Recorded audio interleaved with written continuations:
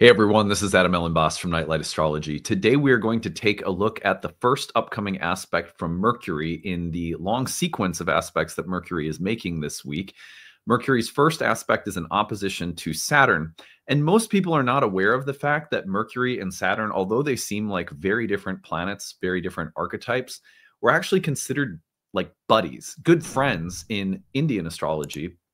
And their pairing is often considered harmonious and complementary in ancient Hellenistic astrology as well. I'm going to tell you 5 things that Mercury and Saturn actually share in common, even though they look like very different planets, and why that might make for a slightly easier or, I don't know, a more constructive kind of opposition. People hear Mercury-Saturn opposition, they get freaked out because anything opposite Saturn, we go, ooh, you know. But this is an opposition between two planets that actually get along and have more in common than you might think or most people know about historically. So I'm going to tell you about that today. And hopefully that'll help us also just, meet and work with this transit as it unfolds this week. So anyway, before we get into it, remember to like and subscribe. It helps the channel to grow immensely when you just give us that little thumbs up at the start of the video. Drop a comment in the comment section. I guess the algorithm likes that kind of stuff. There's a new hype button. If you press that, it helps. I don't know what all this stuff is. Hype us. What else? And we're trying to get to 100,000 subscribers on the channel, so help us get there. We're trying to do that by next summer. You can find transcripts of any of these daily talks on the website, nightlightastrology.com. A couple of things to announce. One, go to the events page. We have a fall equinox event here in Minneapolis that is taking place very soon. It is free to attend. It's Saturday, September 20th at the Grapevine Collective, which is at the new City Center in Minneapolis. That is from 6 to 8:30 p.m. Saturday, September 20th. It's free to attend. Just let us know you're coming so we bring enough tea and goodies to share. We're going to do some meditating on the equinox, have a little time for meditation, a little time for movement, and then time to hang out in community. So really nice to be able to get together and celebrate the equinoxes and solstices, something we've been doing since last winter solstice here in Minneapolis. I hope to see some of you there. If you go to the Immersive retreat, the early bird rate ends the first week of October for our Oracle Within training program in Mexico next June. Be sure to check that out. And then, of course, the big news is our first year course begins again November 8th. So this is our first year course in Hellenistic astrology. And at the end of today's content, you will find an informational video telling you all about our first year program in Hellenistic astrology, everything it includes, everything you need to know about registration, all of that good stuff. Early bird rate is open. We have need-based tuition and sliding scales for people who are hurting financially. So anyway, if you stick around at the end today, you'll hear more about that and everything it entails. All right. So now that we've gotten through promotions for the day, I am going to bring up a chart, the real-time clock here for Tuesday, September 16th. Get this banner off my screen. Okay. Here's the chart of today. Yesterday, we looked at the sequence that Mercury is going through this week. I think it's the biggest week of the year for Mercury, and I told you why yesterday. The first aspect within this major sequence, which I will review right now, is the opposition to Saturn. So you can see here, the opposition as of today is about 2 degrees off. If I move this forward, by tomorrow, it's exact. And this is the first aspect of Mercury's major sequence this week. And by the end of the week, remember this Mercury is the ruler of a solar eclipse at that last degree of Virgo. If we take this forward another day, we're going to see that Mercury by Thursday, the 18th, gets into the opposition with Neptune. And then by Friday, hitting all of the trines to Uranus and Pluto. And so we're going to see the sun go through this next week. After the eclipse, the sun will transition through the same space. Down the road a little ways, we'll have Venus go through the same space. So anytime planets have gone through oppositions to Pluto or eventually to Uranus, they're going to hit these other planets simultaneously because they're all configured to one another, which makes it a very powerful sequence. So I unpacked all of that yesterday. And if you missed that episode, I would highly recommend going back and just sort of seeing me talk about what to watch for given the entirety of the sequence, including the fact that Mercury will rule the solar eclipse at the end of the week. We're going to talk more about that solar eclipse as the week goes on. Today, I want to talk about Mercury opposite Saturn, which is the transit we will see tomorrow. We're feeling it already today for sure. Now, what I am here to tell you today is that there is a kind of secret friendship between Mercury and Saturn in ancient astrology that most people are not aware of, unless you're, really familiar with ancient astrological texts and, kind of doctrines, theory, technique, principles. You're probably thinking to yourself, gosh, they couldn't be any different. Hermes, Mercury, so flexible, so adaptable. Saturn, so hard, so you think a lot of people think of Saturn, they think of rigidity, they think of Mercury, they think of open-mindedness. They think of Saturn, they think of closed-mindedness. They think of Mercury, they think of fluidity. You think of Saturn and you think of structures, not and like limits and boundaries, not fluidity. So why would these two planets have anything in common? It might not be intuitive immediately. So what I want to give you today are 5 reasons that Mercury and Saturn are friends in ancient astrology you maybe have never heard about before. And it's my hope that this may help us experience the Mercury-Saturn opposition from a slightly different perspective. Now, tomorrow we'll do some more work probably with the Mercury sequence, and then we'll shift our attention to the solar eclipse at the end of the week. So today is really meant to help us with what is probably for most people the most ominous, scary part of Mercury's sequence this week, which is the opposition to Saturn.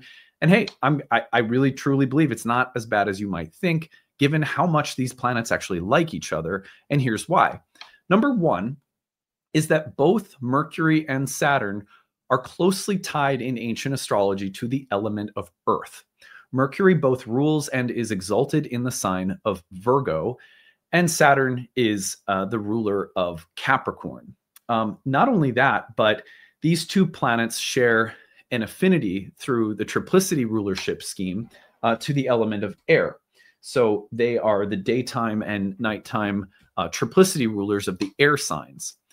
So Saturn also rules Aquarius and Mercury rules Gemini. So Earth and air have both Mercury and Saturn in common as planetary affiliates, let's say. These elements have some planets that like to associate with the element kind of matches their character or nature as gods or as archetypes. What is it about Earth that they share in common? Both Mercury and Saturn, in their most earthy sense, emphasize things like pragmatism, realism, groundedness, and this lends their archetypal eye toward things like clarity, precision, structure, and design. And so, you think about Hermes, Mercury, you think of something so changeable. You think of Gemini. Frequently, people, when they think of Mercury, they only think of Gemini, which is such a quicksilver, trickster, flexible, changeable, adaptable, shifty, kind of, and it's truly mercurial in that sense. But Hermes in ancient astrology that's not Hermes' only side or character. Hermes is also incredibly pragmatic and earthy and grounded, and will highlight themes like mental clarity, mental precision, intellectual or communicative structures, forms that are clear and organized. Hermes, especially through the element of Earth and through the sign of Virgo, both rulership and exaltation taking place there, tends to focus on those things. And so remember that right now, this is a Mercury that's in its own domicile and its own exaltation, and will tend to actually share an affinity with Saturn through this opposition for things like clarity, precision, structure, groundedness, intelligent pragmatism, etc. What could make this a little challenging is the fact that Saturn is in a water sign. And so although Saturn actually shares a lot in common with Mercury Hermes on the level of the kind of pragmatic, practical, organized, structured mental qualities, this is a Saturn that may be a little bit more emotional, a little bit more romantic and angsty. And so the emotional versus pragmatic tension may be amplified, but Saturn doesn't lose its nature just because it's in a water sign. Saturn doesn't suddenly drop all of the qualities of pragmatic, grounded, realistic, precise, structured. It's not like those just vanish. And so while there's one way of looking at this opposition that could be about the rational versus, let's call them more emotional or romantic sensibilities of Saturn and Pisces, these two planets traditionally get along and in any aspect have a little bit more of an ability to work together because of this shared affinity. Air as well. Saturn rules Aquarius, again, a triplicity ruler of all of the air signs. Mercury, also a triplicity ruler of the air signs, rules Gemini. The fact that these two also share a concern with mental things, with technological things, with engineering kinds of things is another way of thinking about them getting along. So air and earth, the two planets share that kind of mental, rational, structured, practical quality.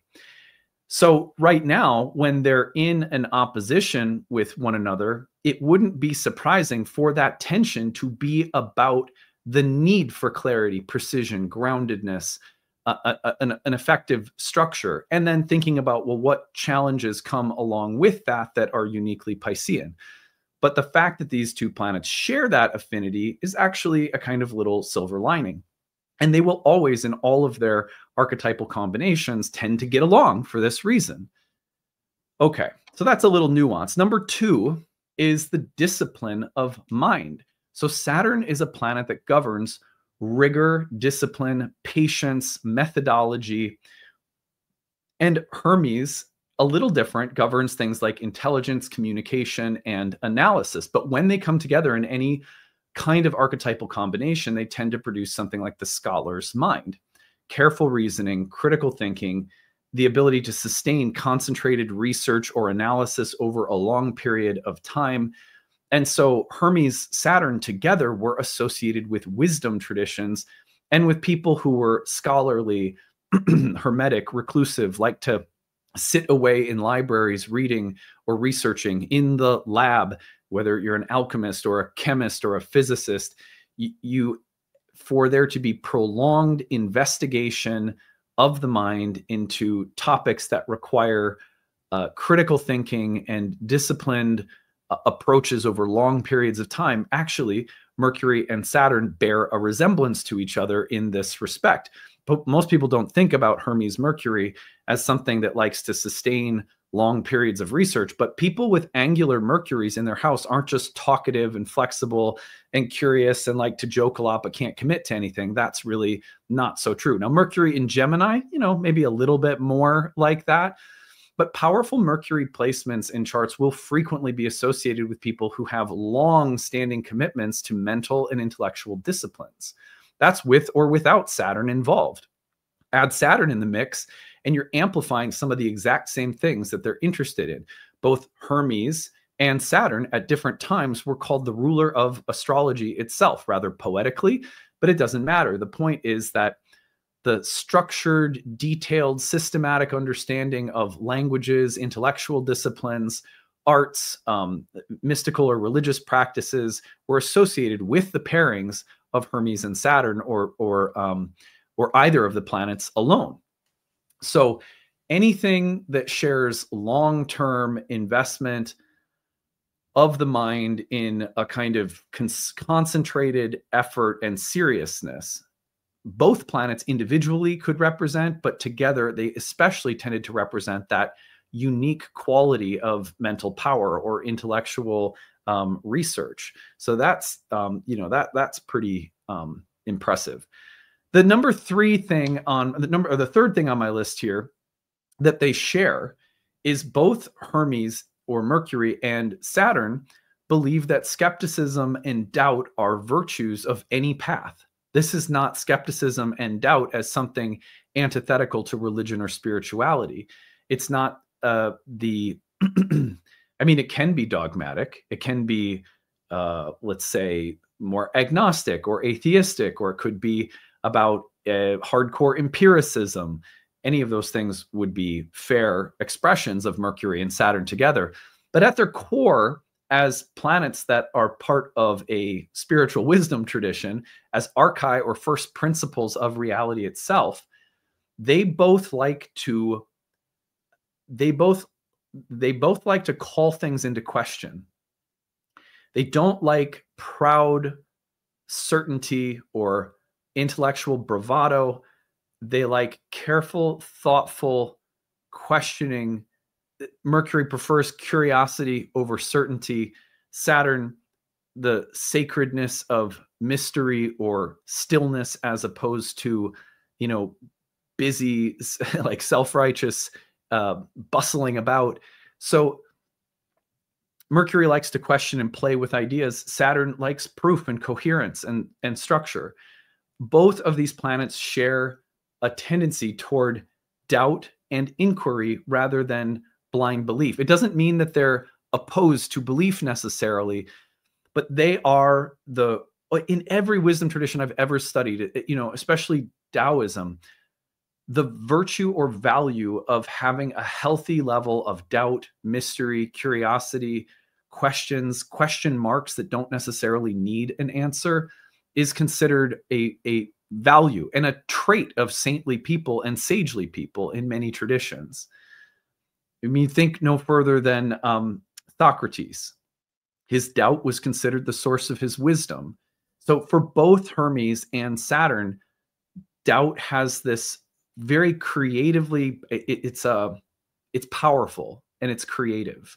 And so holding the right relationship with doubt is something that actually both planets value independently. But when you bring them together, their power to hold things at a distance and really look at them carefully, objectively, hopefully not, the shadow would be with some kind of stubborn refusal to open oneself up to some things require faith and some things require doubt, and not being able to move between the two would be problematic. And maybe that's a shadow of Mercury, Saturn, for sure. But again, in essence, as archai or first principles in reality, they represent something about the fact that even God calls its own being into question. But wait, what am I really? I mean, the fact that we do that as beings is not disconnected from divinity and reality itself, in other words.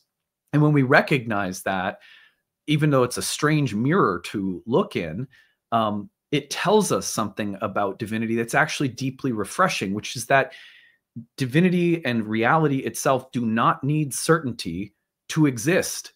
It's the other way around. Certainty comes about through existence, not existence through certainty. And that the beauty of that is something that Mercury and Saturn just love. And this is also why these planets are, oftentimes in medieval astrology, astrologers are often talked about as children of Saturn. And ancient astrologers pointed to Hermes as the progenitor of astrology, the Hermetic wisdom tradition. Why? Well, it's because there's something about astrology that's like a dog chasing its own tail. This is why it also frequently fails at being tested, because you can't test something that the way to know astrology is relational. It's like, this is an oracle, and as you get to know it, it reveals a logos to you, but let's call it the power of that logos is proportional to the depth of the relationship that you develop that comes from the heart. That is a totally different kind of epistemology, and it resists objectification. And one of the classic ways that both Hermes and Saturn will resist objectification is to say, not so fast. You think you know something. You think you have the clear, objective, mechanistic understanding of everything, but actually, let's cast some doubt on that. Let's bring that into question. Let's throw that up in the air. And it is specifically that doubt or that holding of certainty at arm's length that keeps astrology as a living, vibrant relationship with an oracle. The oracle itself resists objectification. And And so one of the ways that it resists being objectified is to call itself into question. Because anytime we, as an, a manifestation of the cosmos itself, try to objectify ourselves and the cosmos, it resists. This is something that if we study deeply and reflectively, as so many mystics have, we come to understand is that's happening for a reason, right? So just like think about it like a dating relationship. If you're in a dating relationship and you start thinking you know someone, and that knowing becomes a categorizing and a pigeonholing and a placing of a person into boxes, typically the other person, when they feel that happening to them, will try to get away, will try to remove themselves from those categories, will resist it, will feel objectified, and will not really appreciate it. The reality is the same way. And Saturn and Mercury do that constantly. This is why, for example, when you're in high school, just a very Saturnian experience, and if you have, let's say, you have some experience of being ostracized, or you feel like you don't fit in, it's a very painful experience. But in time, often you'll come to value it, because it is just that kind of being held at arm's length that didn't allow you to get identified with a category that later in life you come to realize was a very crucial part of individuating.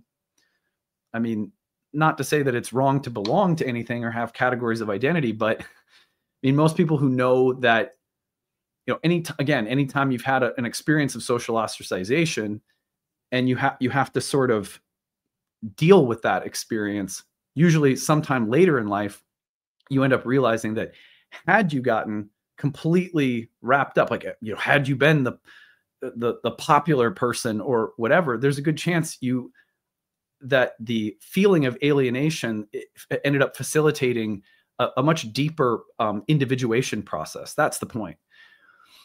Okay, let's go on to number 4.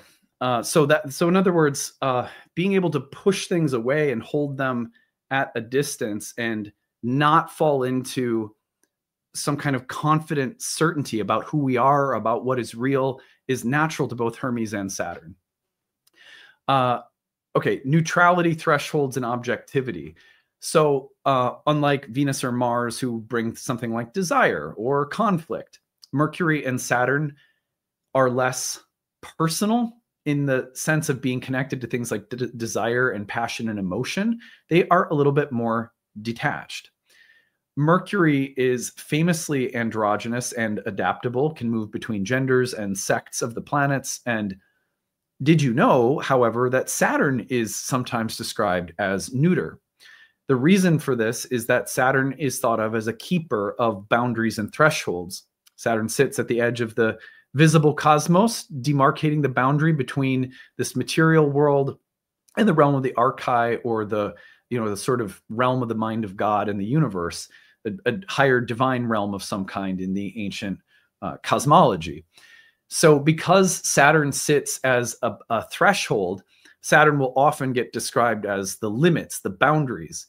But it's actually, ironically, a very limited way of thinking about what a boundary is, which is not just a hard wall, but also a point of transition, what happens across a boundary, movement, right? So Saturn, like a planet that is thought of as a planet of limitations, constraints, all we're thinking about in that respect is Saturn as the limit of the world.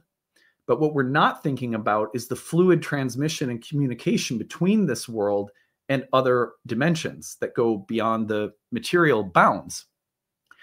And Saturn in ancient astrology was associated not only with the hard limit, but also with the fluid threshold transitional space that allows for and facilitates a back and forth between, spirit and matter. And so in that way, Saturn is sometimes described as neuter, and like Hermes or Mercury, is associated with fluidity between opposites. You have to think very deeply that Saturn is the ruler in ancient astrology of the opposition in aspect theory, the opposition when two planets are opposed, like Saturn and Mercury are right now. Saturn, as the ruler of the opposition, may present the sense of two things being on opposite sides of a boundary from one another. But within the sort of alchemical, the secret alchemy of an opposition is a union. And this is well known in the ancient world because all polarities or dualities are thought to be both simultaneously opposite and therefore opposed, and also exactly the same, unified and one. That simultaneity of oneness and duality is common in ancient mysticism. It's a part of the fabric of Taoism that most people are familiar with by seeing the black and the white and the little circle of white in the black and the white, all contained within a circle. So the thing is that both Saturn and Hermes or Mercury facilitate fluidity across boundaries. One tends to do so through a very clear, obvious kind of fluidity and almost like spectrum-like movement, whereas the other facilitates movement across boundaries through the appearance of hard oppositions that share secret oneness. And so they're the same, but different. And this is why Hermes and Saturn are actually friends, but friends whose connection isn't always immediately obvious. Mercury mediates between opposites. Saturn sort of stands guard at the edges of time, mortality, and form. But as a boundary keeper, Saturn's role is sort of neutral in demarcating boundaries and splitting things off. And he's neutral in that respect because anything he splits off is also secretly the same. So this shared neutrality, you could say, also gives them both the capacity to be fluid, flexible, and somewhat objective. And they're both interested in stripping away illusions. Hermes will often do so very playfully and fluidly, where Saturn will do so by presenting stark contrasts and then the paradoxical union that comes from the harsh duality that they hold. So we don't like the experience of oneness that Saturn facilitates. We'd much prefer Mercury for the most part, because the fluidity, adaptability, and playfulness, I don't know, it's very clever and playful. Saturn's way of exposing underlying unity is usually through the pain and separation of opposition, which is why, for example, in high school, most of us would prefer the fluid play of identity categories. Well, I'm in this group and I'm in that group, but I don't really belong to any of them. And, you know, like that's much more pleasurable than feeling ostracized and then 10 years later realizing that resistance to falling into a category of any kind, even though it happened through alienation, was positive insofar as it helped you individuate. See how we don't like the Saturn experience, but they're doing the same thing. So interestingly, there are two kinds of opposites in ancient astrology that comes from Pythagorean philosophy.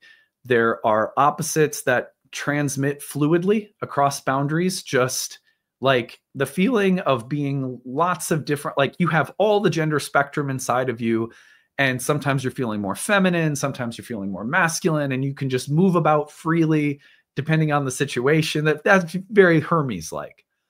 On the other hand, Saturn is going to be much more about the feeling of, you know, for example, over the years, you know, I've had many trans clients, students who have come through, and it's like, I don't feel like I'm in the right body, you know, and that hard sense of opposition.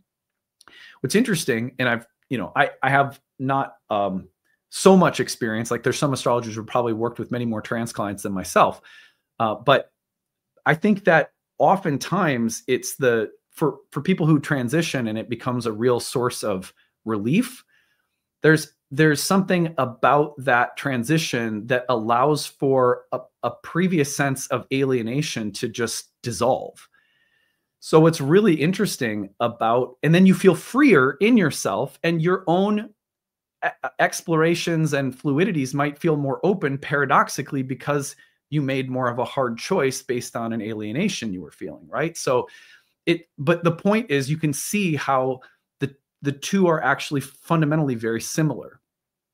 Anyway, the point here is not to, get so specific about gender or sex identity, but more because both of these planets have the ability to play with opposites, but one tends to bring them up in way, like, another way of putting it would be like, there are two types of opposites. Hermes is the type where everything is moving across the spectrum fluidly. And the other type of opposite, which is just as real, is the feeling that, you know, it's black and white. It's this and that, and they're opposed, and there's tension between them. And the fluidity comes through the creative tension that they create. So when you feel alienated in high school and you don't feel like you fit in, and you're bullied or something, that ostracization can be a creative tension. For some people, it might just be a trauma, you know, you have to heal from. But for other people, it's like a creative tension that pops. And suddenly through that pain, you know, for me, I started writing. I started learning guitar because I was being bullied in high school. I didn't go through it probably compared to what some people have, but, you know, I had a few years where I was really not having a good time. And because of that experience, a lot of creativity came out of me. So that Saturn, the kind of opposition that was associated with Saturn, is more like these two things that just will not get along. They feel like so opposed, but their tension has the power to be creative. And when it is creative in some very magical way, it collapses things. I can tell you, for example, this is just for me, this is the way I would explain it. When I was in high school and I would create this music, and I would write songs, and not that they were for anyone really but me, but where I would write poetry and really feel like I'm becoming an artist, you know? Well, I had to acknowledge that at a certain level, my enemies at school were the ones facilitating this outpouring of creativity. And that didn't mean that suddenly they were heroes or angels. They were still villains to me. They were still jerks, you know? But I could also recognize the way in which this tension was creatively fueling something. That's Saturn. And that's why we typically don't like the underlying form of unity that Saturn provides compared to Mercury. You know, because again, like if I thought of my high school experience as more Hermes-like, which for me, it was definitely more Saturnian. I also have a moon in Capricorn, right? In the ninth house, education and stuff like that. So anyway, but if it was more Hermes-like, it'd be more like, well, I'm gonna try on lots of different things and play fluidly and flexibly. And there's just a lot more spontaneity and creativity and flexibility and openness typically with Hermes than there is with Saturn in terms of how it deals with opposites. But both are real. And this is why they're friends. So I hope that this is making sense. Last one, but not least, is wisdom through limitation and the secret unity of opposites. So I sort of accidentally went into this one a little bit, but in many traditions, Saturn is the elder who teaches through hardship, through boundaries, through hardship, through hard dualities, while Mercury is the youth who learns and quickly adapts. But the two of them are always together when any learning takes place. You could think about it as the apprentice and the master. The master is the one providing let's call it the hard lessons, the disciplined learning.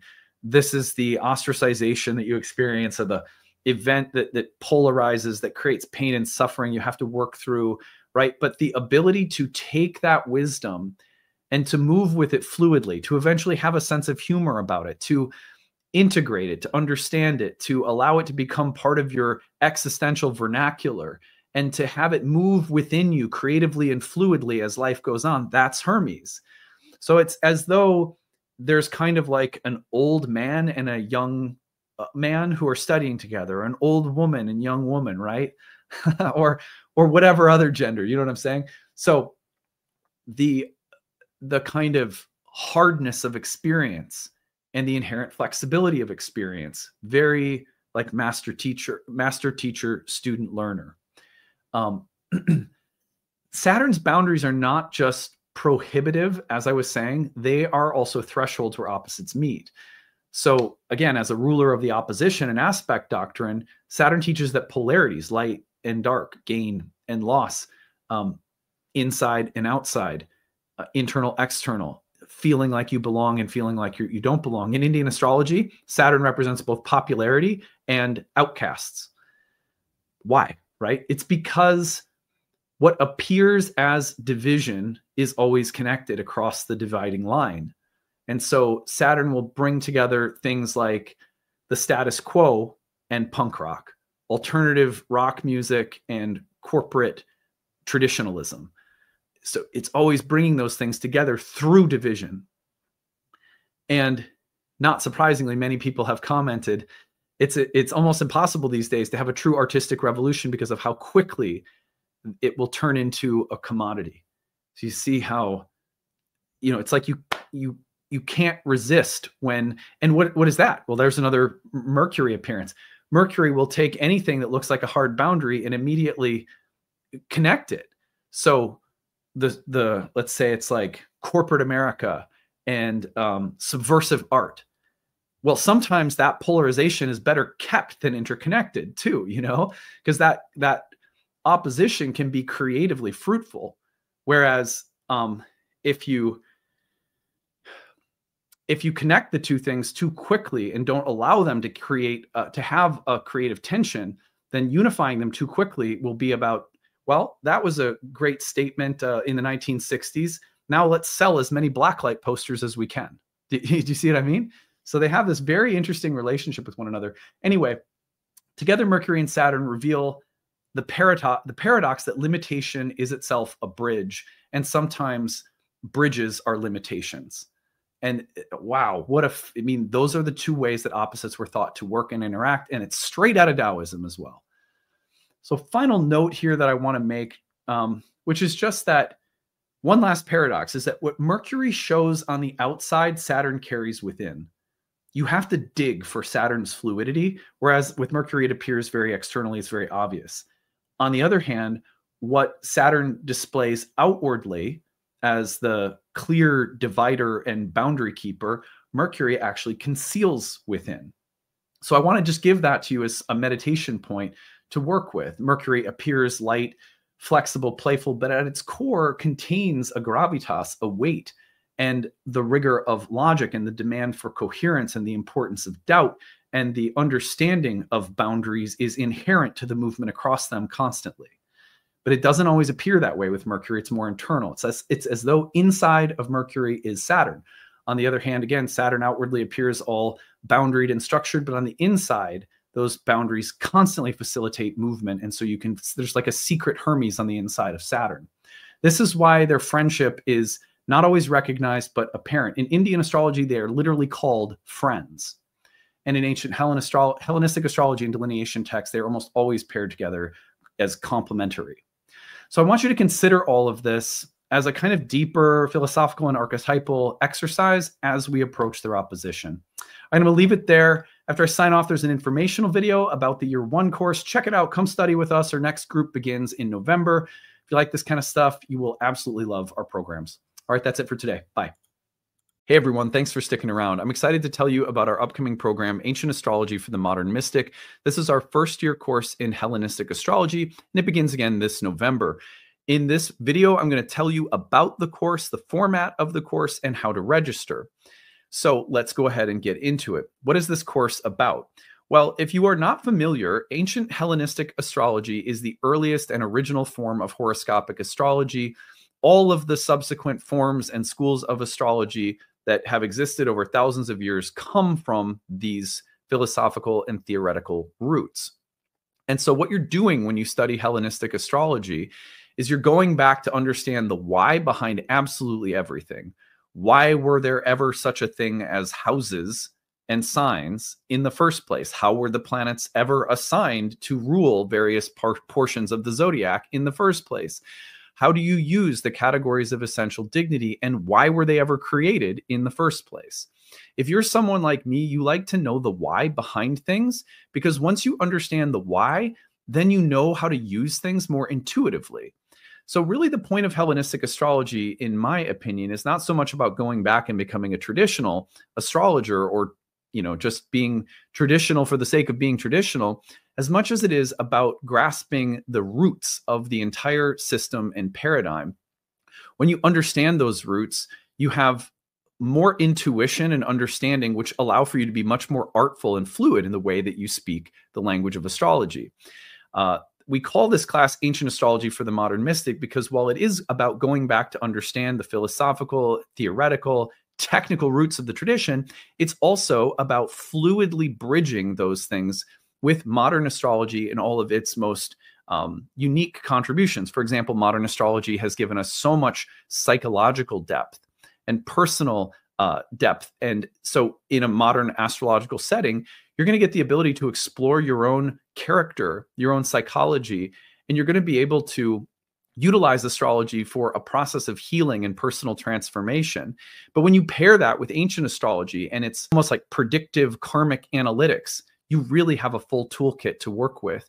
And so that's also a great mission of ours at Nightlight, is to bridge ancient and modern forms, which is why we call the program Ancient Astrology for the Modern Mystic. So that's just a little kind of overview of the program. If you want to know more about the specifics of the curriculum and of the syllabus, what I encourage you to do is go over to nightlightastrology.com, click on the courses page, go to the first year course, scroll down, and you'll see this over 12 months you'll learn about.